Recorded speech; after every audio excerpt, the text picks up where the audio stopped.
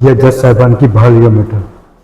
हमेशा वकला ने अपना किरदार अदा किया और आजकल देखने में आ रहा है वकला के बेतहाशा तहफ़्फ़ुज़ात पाए जाते हैं। जिम्मेदार कौन? इंसाफ की फराहमी के हवाले से मुकदमात इल्तवा का शिकार, रुकावटें कहाँ पेश आ रही हैं, खामियां कहाँ पाई जा रही हैं, इन्हीं मौज़ूआत पर बात करने के लिए आज हम मुल्तान में माहिर कानून सुप्रीम कोर्ट ऑफ पाकिस्तान जनाब वसीम साहब साहब के साथ आपके चैम्बर में मौजूद हैं और अपने प्रोग्राम कायद का पाकिस्तान आपकी पहचान पाकिस्तान में खुशामदीद कहते हैं। अस्सलाम वालेकुम सर। Thank you. अस्सलाम वालेकुम। कैसे हैं सर आप? अल्हम्दुलिल्लाह। सर हमारे देखने वाले नाजरीन की आगाही के सिलसिले में आपका तारुफ। सर तारुफ तो आप जस्ट मेरा नाम लिख के इंटरनेट पे या गूगल पे भी कर सकते हैं, सर्च कर सकते हैं, लेकिन जुबानी तौर पे इतना बता सकता हूँ कि ताल्लुक कहाँ से रखते हैं सर? मुल्तान से ही है। जी, अपनी इब्तिदाई तालीम के बारे में कुछ आगाही फराहम फरमाएं। सर इब्तदाई तालीम में तो फेडरल गवर्नमेंट स्कूल जो थे उनसे हासिल की थी जी। और इनिशियली यहीं मुल्तान से ही लॉ किया। कौन से सन में सर? सेशन हमारा उस वक्त 1990 से 92 तक का था। इट्स लास्ट 2 ईयर सेशन और लेकिन इसका रिजल्ट 94 में आया।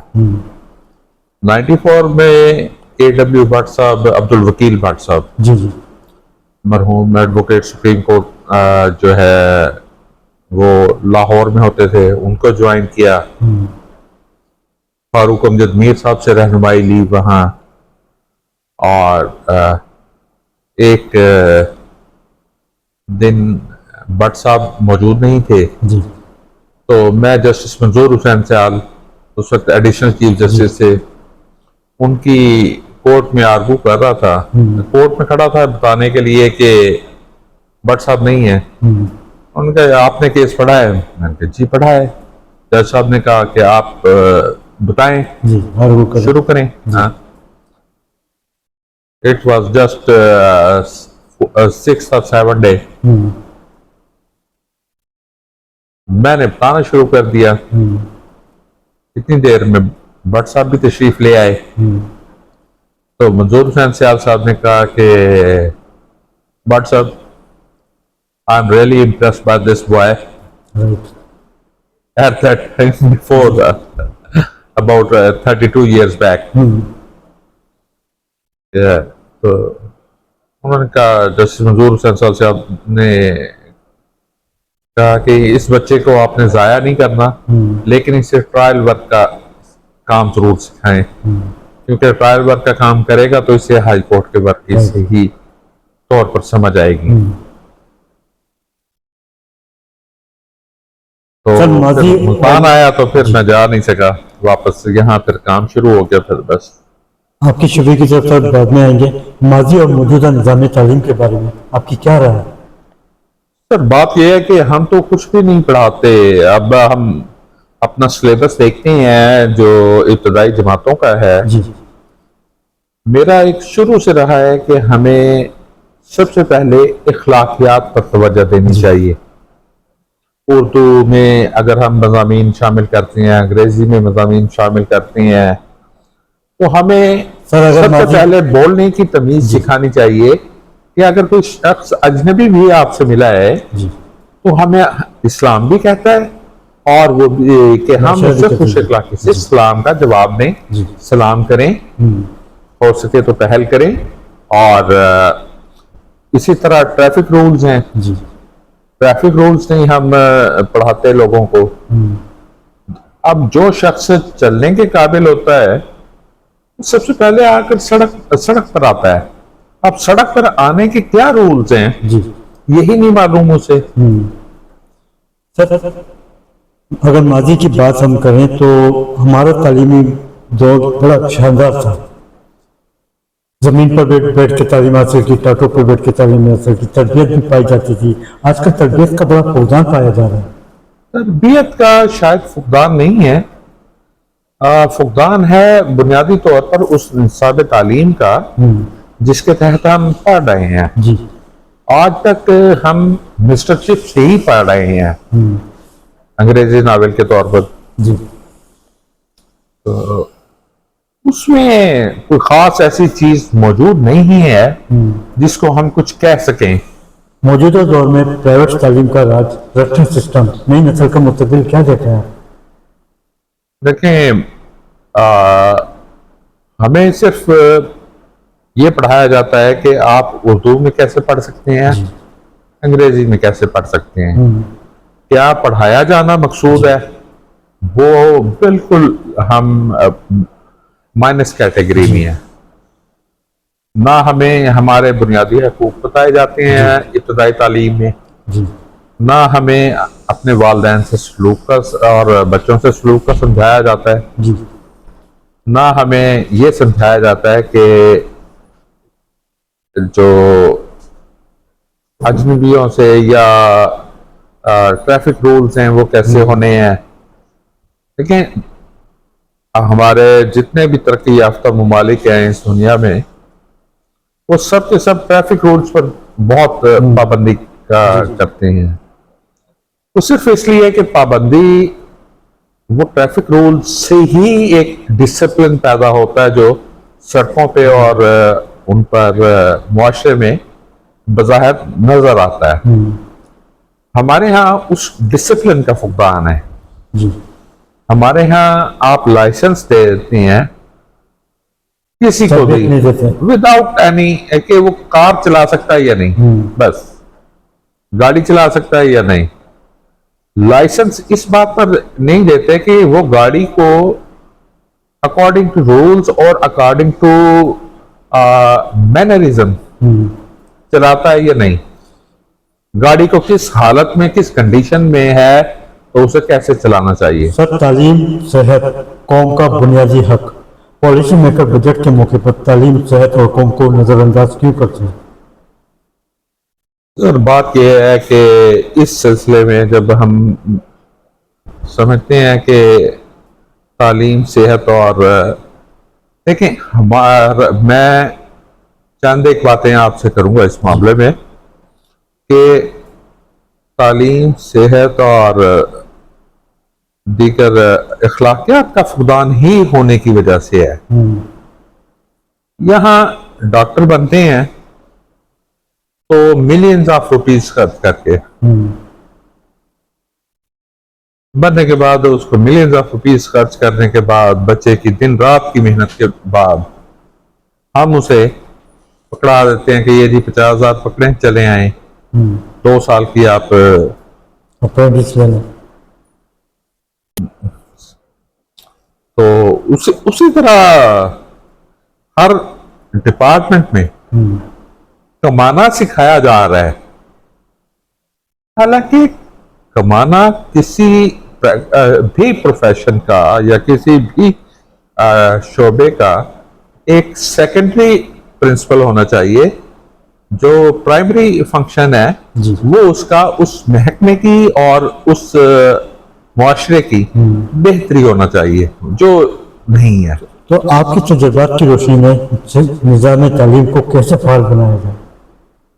लेकिन मैं कोई माहिर तालीम तो नहीं हूं, लेकिन मैं तो यही समझूंगा कि मैं जितने लोगों से मिला हूं आज तक, अपने कचहरी में आने जाने वाले लोगों से, और शायद इस 32-34 साल की वकालत की जिंदगी में शायद मैंने 300 साल की जिंदगी जी है, लेकिन उसमें जितने लोग मुझे मिले हैं उन सब में एक ही चीज का वो है, ग्रीड। हर किसी में अपने इख्तियारात को इस्तेमाल करने का एक जालमाना जज्बा पाया जाता है।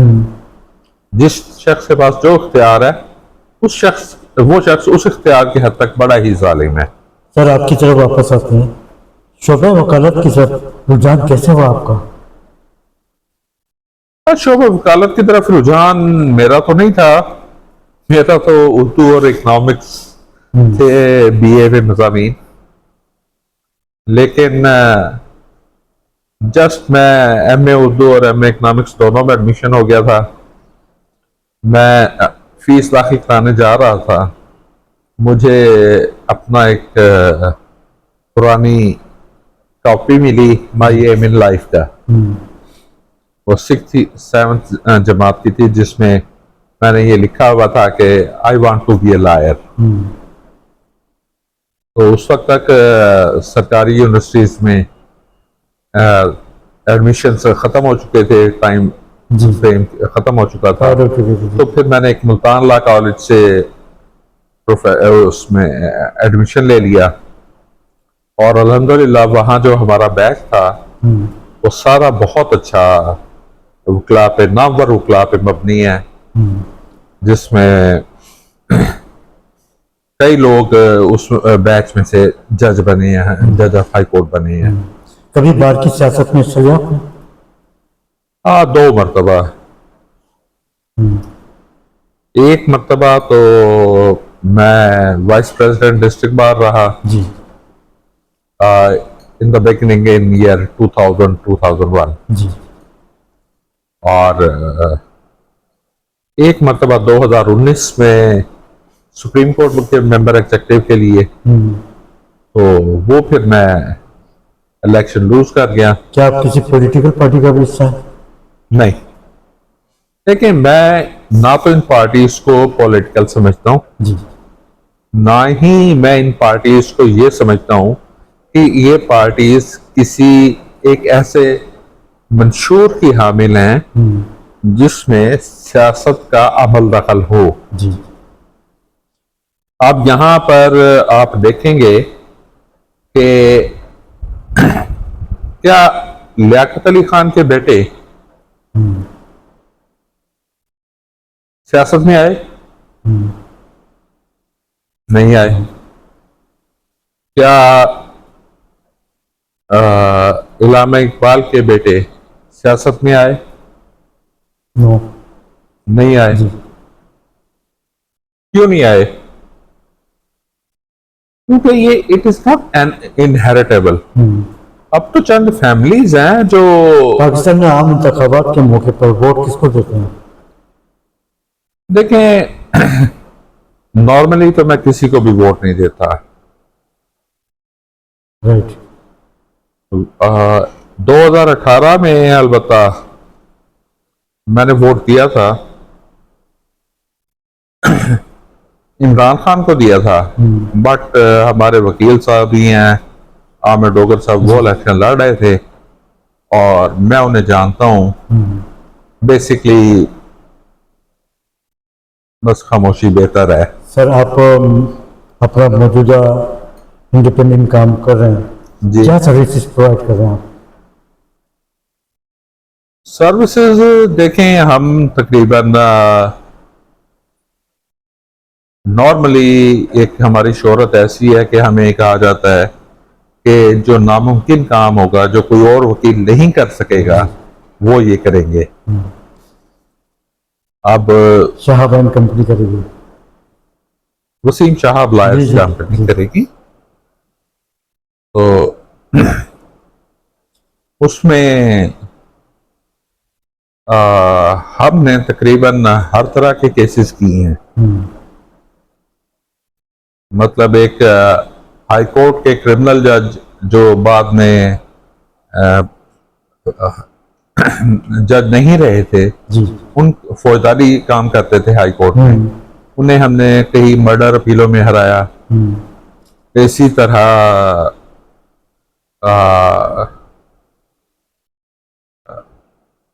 बहुत से लोगों को हमने उनके शोबों में उस तरह से उनसे बेहतर काम करके दिया। और उन्हें जीतना और हारना जरा इस लफ्ज को करता नहीं पसंद, क्योंकि हम कोई वो दुश्मन तो होते नहीं हैं, सब एक ही प्रोफेशन से। सर, आपकी 25 साल खिदमत के पेश नजर कभी हुकूमती सरहद पर आपको कोई पेशकश दी? बहुत सारी। जी।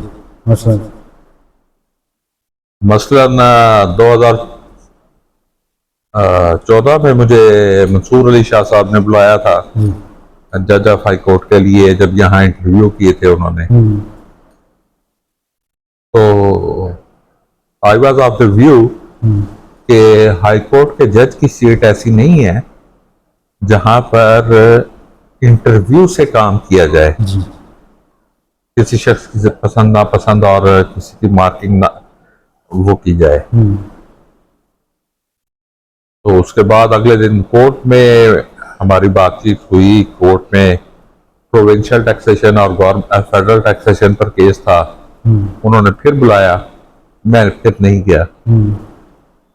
मुझे इसी तरह जैसे शाहिद भाई साहब के पास मैंने केस किया जब यहाँ मुल्तान में थे, मुल्तान में, तो इनिशियली उन्होंने केस डिसमिस किया। शाम को उनका फोन आया कि जी आके मिले हैं जज साहब से। मैं उस वक्त इस पोजीशन में नहीं था कि मैं आता, तो मैं उनसे नहीं मिलने जा सका। ये जरूर है कि मेरे तकरीबन 6 से 8 दोस्त ऐसे या क्लास फेलोज या वो हैं जो हाई कोर्ट के जजेस हैं, लेकिन मैं कभी उनके पास कोई रिलीफ लेने के लिए पेश ही नहीं होता। आई प्रेफर दोज जजेस जो कॉम्पिटेंट हों, ईमानदार क्या हों। आपकी डिस्ट्रिक्ट बार और हाई कोर्ट बार कंप्यूटराइज्ड है? कंप्यूटराइज्ड जी। जाली वकला की भरमार के हवाले से इन व्हाट मैनर? जाली वकला की भरमार के हवाले से मैंने बात करनी है। जजेस जाली वकला की भरमार के हवाले से जाली वकला की भरमार आप जैसी ही प्रोफेशनल शख्सियत बुरी तरह मुतासिर होती है। सर, बात यह है कि जाली वकला जो हैं यहाँ पर, उनका बार में तो रिकॉर्ड नहीं होता जी। तो बार तो उन्हें नहीं जानती। ये तो कोर्ट में वकालतनामे के साथ जिस तरह इन्होंने बायोमेट्रिक वेरिफिकेशन शुरू कराई है, इसी तरह रीडर के पास हाजिरी के लिए एक मौजूद होना चाहिए जिसके वकील किसी भी वक्त आके अपना बायोमेट्रिक कर दे, उससे मालूम हो जाए कि ये शख्स आया है जी। और ये शख्स का ये नाम है और ये शख्स रेगुलर प्रैक्टिसिंग एडवोकेट है या नहीं है। इससे ज्यादा मैं प्रॉब्लम का शिकार हूं उन नॉन प्रैक्टिसिंग लॉयर्स से जो वकालत के नाम पर एक धब्बा है जी। जो वकालत नहीं करते, कुछ और बिजनेस कर रहे होते हैं और अपने आप को वकील जाहिर करके उसको हैं। सर, क्या वकला के लिए कोई कानून साजी है? और कानून साजी है तो अमल ये है, लीगल प्रैक्टिशनर्स एक्ट है जी। तो उसके अलावा दीगर जजमेंट्स भी आती रहती हैं। अमल दरामद नहीं है सर? अमल दरामद नहीं होता जी।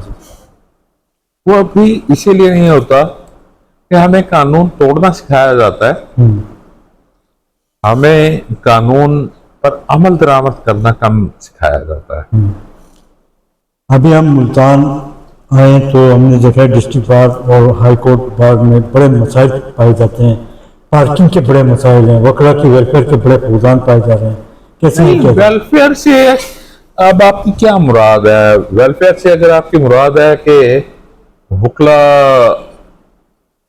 ऐसे मतलब उनकी बैठने की जगह अच्छी हो, वो एयर कंडीशन हो, ये वो हो, तो वो चीजें तो हैं, लेकिन अब और वेलफेयर जो हकीकी होनी चाहिए वेलफेयर, वो एज सच कम्युनिटी जैसे आप लोगों की सहाफत की कम्युनिटी है, ये तकरीबन लाहौर के हर नई कॉलोनी में एलडी की तरफ से कोटा रखती है, 5% या 10% कोटा रखती है। ऐसे वकला का कहीं कोटा नहीं पाया जाता। सर, आपके हमारी एक कॉलोनी बन रही है सुप्रीम कोर्ट बार एसोसिएशन की, 2016 में हमने पैसे जमा कराए थे जी। आज तक उसका अभी तक कुछ नहीं होता। साबिक chairman supreme court bar Shahzad Shaukat साहब प्रेसिडेंट बने थे। उन्होंने आते ऐलान किया था कि मैं अपने वकला बिरादरी के लिए हाउसिंग सोसाइटी बहाल बनाऊंगा और लीज भी लेके दूंगा, लेकिन इस पर अमल दरामद नहीं हो सका। देखिए बात यह है कि the only sincere person regarding the housing society is Ali Zafar. Ali Zafar ji. Ali Zafar sahab अगर दोबारा इस प्रोजेक्ट को कहीं संभालते या इसके लिए कोई एक ऐसी उनको कोई कमेटी बनाते या कोई परमानेंट ऐसा बना देते जो लोग इनको पैरवी करते रहते, तो होपफुली उनके दौर में ही, उसके बाद वो वजीर कानून भी रहे, लेकिन मैं नहीं कहता कि उन्होंने क्यों हिस्सा नहीं लिया। सर आजकल के दौर में वकला पर जाली एफआईआर दर्ज की जा रही है, तशद्दुद का निशाना बनाया जा रहा है। Chairman vice chairman Punjab bar council Khawaja Qaiser Butt sahab से मैंने बात की कि आपकी तरफ से मजम्मती बयान सामने आ जाते हैं, इस पर कुछ अमल दरामद भी होता है या नहीं, तो कैसे रोका जाए सर? सर रोकने की जरूरत ही क्या है? देखिए मैं इस चीज में ना वकला को दो कैटेगरीज में सकता हूँ। एक वो वकला हैं जो सिर्फ अपने प्रोफेशन पर तवज्जो देती हैं जी। नॉर्मली वो खुद कानून की पासदारी करते हैं, खुद किसी सियासी पार्टी की तरफ इन्वॉल्वमेंट नहीं रखते। जी। लेकिन कुछ लोग ऐसे हैं जो 20-20 FIRs होने के बावजूद अपने आप को बचाने के लिए, अपने ऊपर वकालत का ठप्पा लगवाने के लिए लॉ में एडमिशन लेकर काला कोट पहन लेते हैं। तो जब तक वो एफिडेविट जो हम देते हैं कि मैं किसी अखलाकी नौयत के जराइम में वाबस्ता नहीं हूं और कोई मेरे खिलाफ FIR नहीं है, जिसका लीगल प्रैक्टिशनर एक्ट में भी मौजूद है, उस पर अमल दरामद नहीं कराते, ये वकालत की साख को बहाल करना जरा मुश्किल होगा। सर एक तहरीक चलती है वकला की 2007 में अली अहमद कोट साहब की सरबराही में जी। क्या आप समझते हैं कि इस तरह से निज़ाम अदल में खामियां शुरू हुई या जस्टिस मुनीर के दौर से? देखिए बात यह है, पहली खामी तो तब शुरू हुई थी जब पाकिस्तान के पहले chief justice sir Abdul Rashid साहब को, honourable chief justice sir Abdul Rashid साहब, उनको पेंशन नहीं दी गई थी और तकरीबन 10 साल से ज्यादा वो पेंशन के लिए चक्कर काटते रहे अपने ऑफिस। उसके बाद फिर जब वसाइल और एक्सपेंडिचर गवर्नमेंट ने अपने जिम्मे लिया, तो गवर्नमेंट ने उसको अदालतों को ब्लैकमेल करने का एक जरिया बना लिया और उसके बाद से ये सिलसिला शुरू है। लेकिन हमें नहीं मालूम था, being a lawyer at that time in year 2007, कि इफ्तिखार चौधरी इतना बड़ा वो सब अदालती निज़ाम के लिए खतरा साबित होगा, जिसने पूरे अदालती निज़ाम को उलट पुलट करके रख दिया।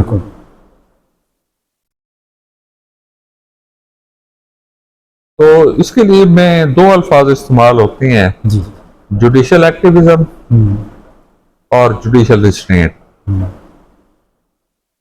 ये दोनों प्रिंसिपल अपनी जगह यकसा है, अहमियत के हैं। ये देखना बेसिकली इन दोनों प्रिंसिपल्स का इतलाक जो है वो मोरालिटी पर होना चाहिए। इट इज अपॉन द जजेस कि वो देखें कि इनको किस प्रिंसिपल को कहाँ अप्लाई करना है। तो सर खामियां कहाँ पाई जाती हैं जिसकी वजह से ये भ्रष्टाचार पैदा हो जाता है? खामियां तो हर जगह पाई जाती हैं, ये खूबी कहाँ पाई जाती है? खूबी तो नजर ही नहीं आती सर। नहीं देखें, बहुत अच्छे जजेस भी हैं, हमारे सारे जजेस ही तकरीबन अच्छे हैं, बहुत अच्छे हैं, लेकिन चंद एक जजेस ऐसे हैं जहां थोड़ा सा एक ऑब्जेक्शन का आ सर, जाता है। बेंच और बार के दरमियान तसादात क्यों पैदा होते हैं?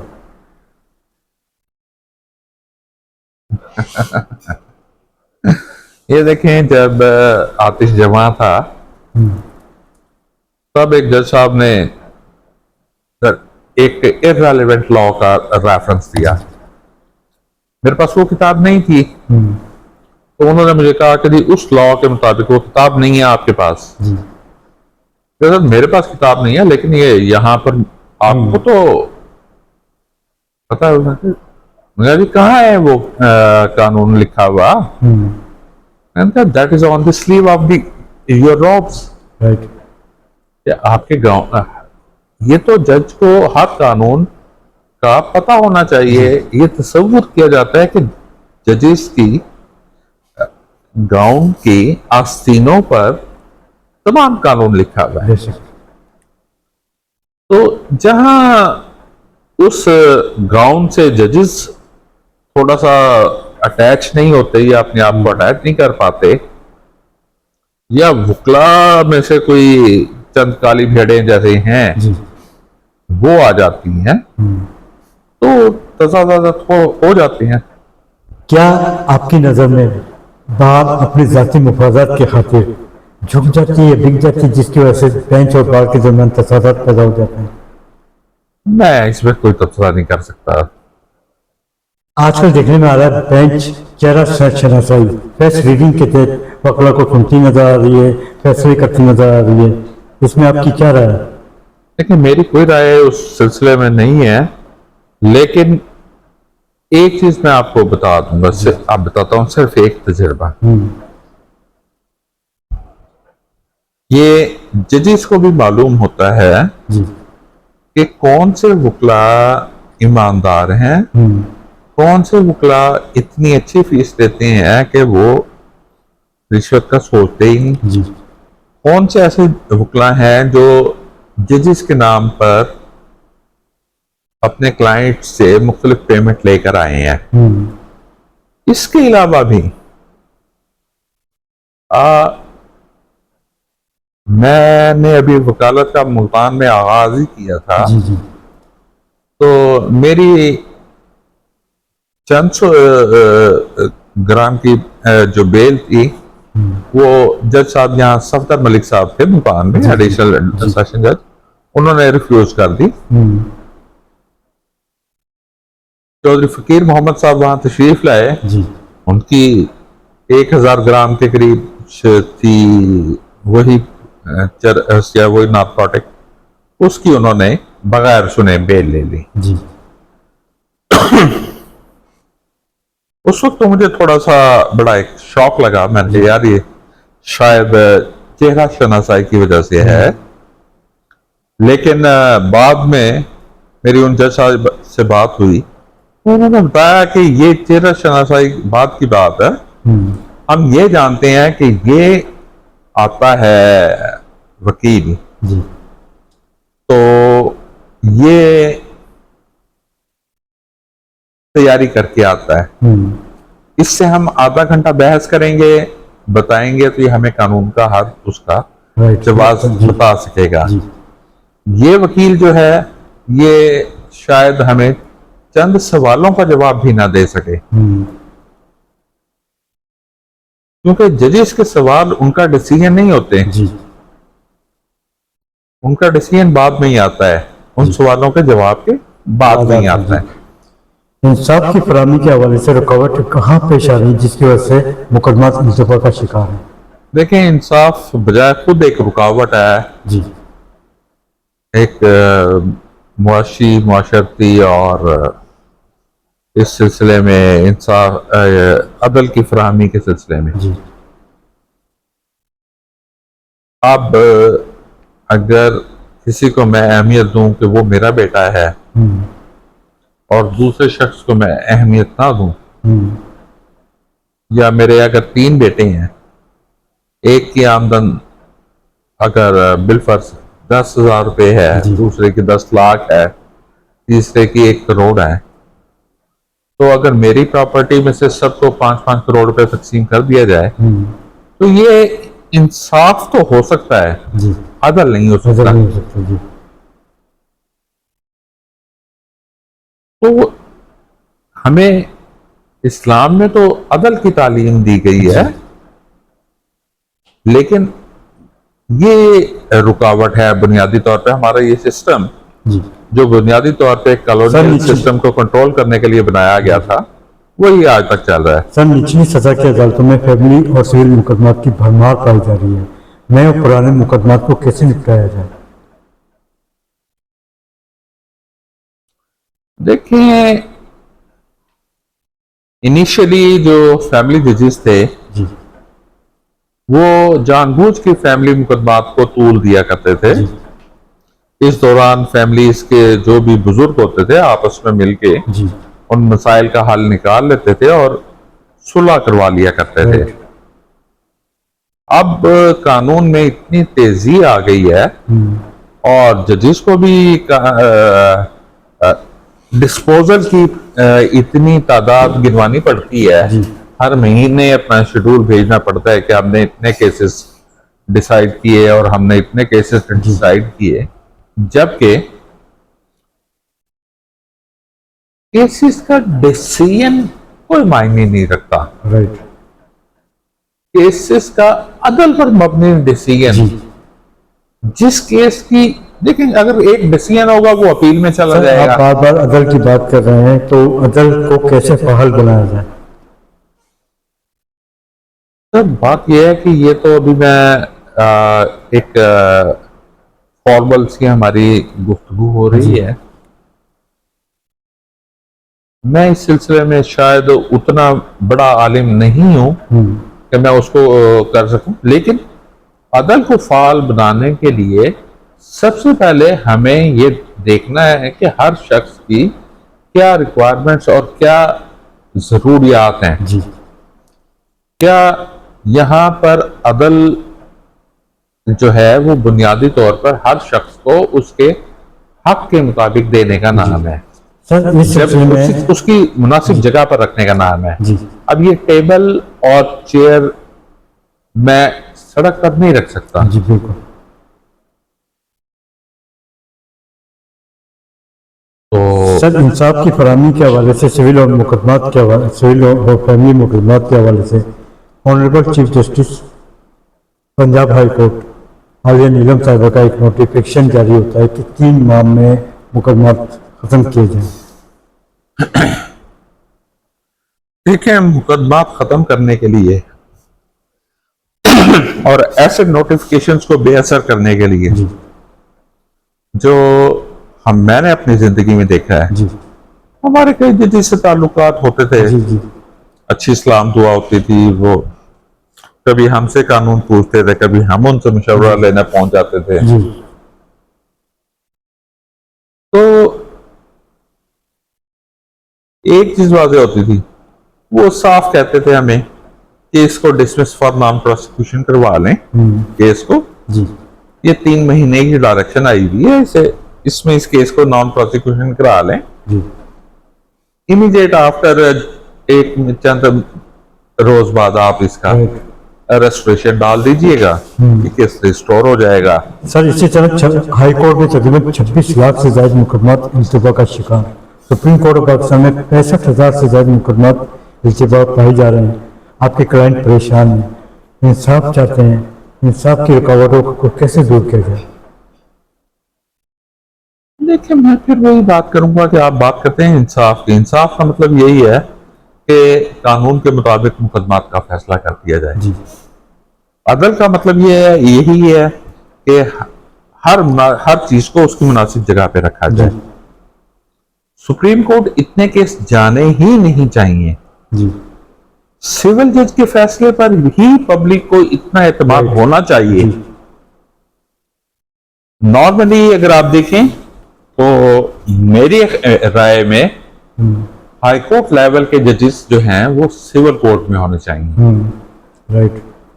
वही जजेस हो, एक जज सिंगल बेंच के तौर पर सिविल जज हो, जी वही जजेस 2 की तादाद में एपलेट कोर्ट हो, 3 की तादाद में वो हाई कोर्ट में बैठते हों। जी 4 और 5 की तादाद में वही लोग सुप्रीम कोर्ट बैठते हैं। तो अगर एक जज फैसला करेगा, दूसरा अपीलेट कोर्ट उसको जी। बेहतर कर देगी। राइट। जब तक अदलिया की कुव्वत फैसला, कानून फहमी और इंसाफ, अदल की फराहमी पर अवाम को भरोसा होगा, तो ये मुकदमात की भरमार खत्म होगी। सर वरना कोई जजेस की जितनी मर्जी तादाद आप बढ़ा लें, जी, ये खत्म नहीं होगी। 26वीं आईनी तरमीम के तहत आईनी अदालतें कायम की गई हैं।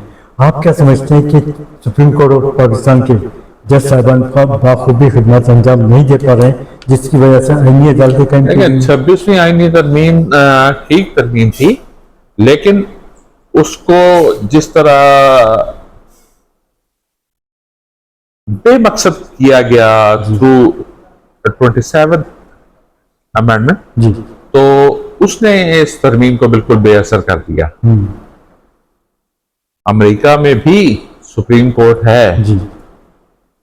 अमेरिका, और वहां पर जो सुप्रीम कोर्ट्स हैं जी। वो उनके रियासती लेवल तक काम करती हैं। उसके बाद उनकी एक फेडरल कोर्ट आ जाती है। फेडरल कोर्ट उनके कॉन्स्टिट्यूशनल मैटर्स को देखती है। हमारे यहाँ या तो सुप्रीम कोर्ट को होना चाहिए था इख्तियार जी। अब हमारे यहाँ सुप्रीम कोर्ट को सिर्फ एक सिविल और क्रिमिनल कोर्ट का दर्जा देके सुप्रीम कोर्ट बना दिया गया है। इसी तरह बहुत से जो फेडरल कॉन्स्टिट्यूशनल कोर्ट है उसमें बहुत से जजेस ऐसे ले आए गए हैं जो, सर आपने फरमाया था कि बीच में वकला में काली भेड़ियों को बाहर निकाला जाए। जी, वकला के साथ तमाम इदारों में जो काली भेड़ियां बैठी हैं, इनको बाहर निकालते हुए इदारों को कैसे फाल और मजबूत बनाया जाए? इदारों को, जी। देखिए मैं सिर्फ और सिर्फ यही बात कर रहा हूं आपसे शुरू से कि इदारों को और अवाम को जब तक हम अपने बच्चों को तालीम नहीं देंगे, इखलाकियात, दुरुस्त कदम उठाने की हिम्मत, हलाल कमाने की जुस्तजू जी। और सच बोलने की तालीम, जब तक ये चीजें हम नहीं देंगे तब तक, आज आप सिलेबस उठा के देख लें, कहाँ लिखा है किसी उसमें मैट्रिक तक का कोई सिलेबस देख लें, कहाँ सच की कोई वो लिखा गया है कि सच अच्छी चीज है, सच बोलना चाहिए। सर एक मामला सामने आया है जस्टिस जहांगीर साहब की तालीमी सनत का। जस्टिस जहांगीरी, जी जी जी, तालीमी सनत का, क्या आप समझते हैं कि इनकी डिग्री जाली है? और अगर जाली थी तो chief justice Islamabad high court ने उन्हें नोटिफाई किया है। ये सुप्रीम जुडिशियल कमीशन का काम था या chief justice Islamabad high court का? सर देखें, बात यह है कि मैं इस मामले में ये तो कोई ऐसी राय नहीं दे सकता जो फैक्ट्स पर मबनी हो कि जाली थी या नहीं थी, मेरे इल्म में नहीं है। लेकिन उनको एक गवर्नमेंट ने प्रोसिक्यूटर जनरल बनाया, उस वक्त उनकी तालीमी इसनाद यकीनन चेक हुई होंगी। उसके बाद जब वो हाई कोर्ट का जज बने, तो हाई कोर्ट का जज बनते हुए बहुत सारे इदारे जो है वो उनकी तरबियत और उसका अंदाजा लेते हैं। तो उन्हें पता होना चाहिए था उस वक्त ही, उसी वक्त ही जज नहीं होना चाहिए था। जी सर, अलीजा को कैसे फहाल और मजबूत बनाया जाए जिसकी वजह से इंसाफ की फराहमी, अदल और इंसाफ बरकरार हो? सर बात यह है कि जहां तक थोड़ा सा ये शायद नुक्ता काबिल एतराज मेरे लिए ठहराया जाए, लेकिन बात यह है, आप अगर किसी जजेस को हम्म, बगैर किसी रियायत के एक दिन जेल में रखें आम कैदी की हैसियत से, बेशक 1 साल में, 2 साल में, 3 साल में, एक मरतबा रखें एक जी। दिन, वो देख सकेंगे कि कैदियों के और जेल में सहूलियात और क्या क्या कुछ मौजूद है, राइट। तो वो उनके दर्द का एहसास कर पाएंगे। जी। इसी तरह किसी शख्स को, किसी भी जज को आम यूनिफॉर्म पहनाकर हम्म, या आम कपड़े, आम कमीशलवार पहनाकर जी जी। उसको किसी सरकारी दफ्तर भेजें, हम्म, वो सरकारी दफ्तर में जो सलूक होता है वो उस जज को पता चल जाएगा कि भाई बिल्कुल। जज साहब को कि आम शहरी की क्या इज्जत और तौकीर है और कैसे जी। उससे निपटा जा रहा है। तो अगर वो कोई शिकायत कर रहा है तो वो शिकायत सच है या गलत है। आपके शहर मुल्तान की बात करते हैं सर, यहाँ पर क्राइम और जराइम की क्या सूरत है? सर मैं तो ज्यादा कारपोरेट लॉ के हवाले से काम करता हूँ, तो मुझे इस बारे में कोई इतना खास इल्म नहीं है। राइट। सर, क्या आप हुकूमत की पॉलिसी से मुतमईन हैं? तो देखें, जो भी हुकूमत आती है वो हमारे यहाँ क्या कहते हैं कि एक कब्र खोदता था, दूसरा कफन चुराता था। तो अब यहाँ तो वही सूरत हाल चलती आती है। आपकी नज़र में हुकूमत पंजाब की क्या खिदमत है? देखें सम ऑफ द एक्ट्स हैं जो कुछ बहुत अच्छे हैं, कुछ जी। कहीं कहीं जो हैं वो कुछ बुरे भी हैं, कुछ ऐसे भी हैं जो इम्प्लीमेंट ना होने की वजह से दुरुस्त नहीं हो रहे। जी। मसलन मेट्रो मुल्तान का एक बहुत जी। अच्छा प्रोजेक्ट होता अगर इसके डायरेक्शन और इसका रूट ठीक होता। राइट।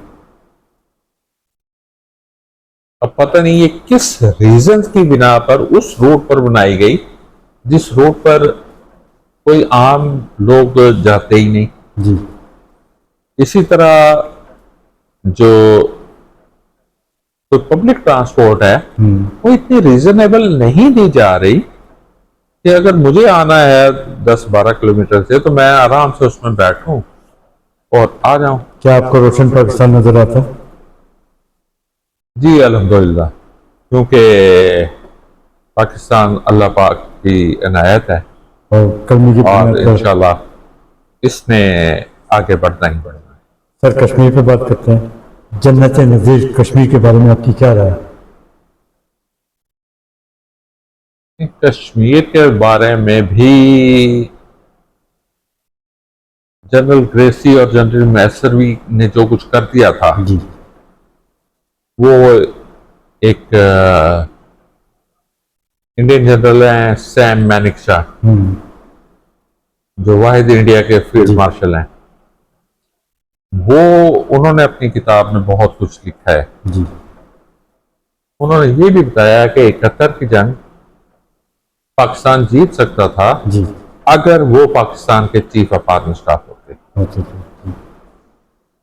तो कश्मीर का मसला जानबूझकर एक उस वक्त अंग्रेजों ने इसको दोनों मुल्कों को लड़ने के लिए एक तनाज़ा दे गए जी। ताकि दोनों यहाँ इस पे मसरूफ रहें, इकट्ठे होके या आपस में अच्छे ताल्लुकात रख के कोई बड़ी आज़ाद मौजी और जम्मू फौजी कश्मीर ताकत ना बन सके। आज़ाद जम्मू और कश्मीर में आम इंतखाबात से कबल रावला कोर्ट का सामना पूरी दुनिया के सामने मौजूद है। एक्शन कमेटी के मुतालबात सामने आए कि 12 सीटें पाकिस्तान से ख़त्म की जाएं। आप क्या समझते हैं कि एक्शन कमेटी के मुतालबात जायज़ है या नाजायज़? लेकिन जहां तक ताल्लुक है सियासत का या एक्शन कमेटी का, वो मुतालबात मान भी लिए जाएं जी जी। तो क्या गारंटी है कि उन मुतालबात पर अमल दरामद भी कराया जाएगा। उन मुतालबात पर अमल दरामद होना या ना होना जी एक्शन कमेटी के बाद की बात होगा। जी तो ये एक्शन कमेटी तब तक खत्म हो जाएगी, जी। आज वो मुतालबात मान भी लिए जाएं, तहरीर भी कर लिए जाएं, तो वो मुतालबात खत्म हो जाएंगे। सर, तब तक कश्मीर की तरक्की को किस निगाह से देख रहे हैं आप?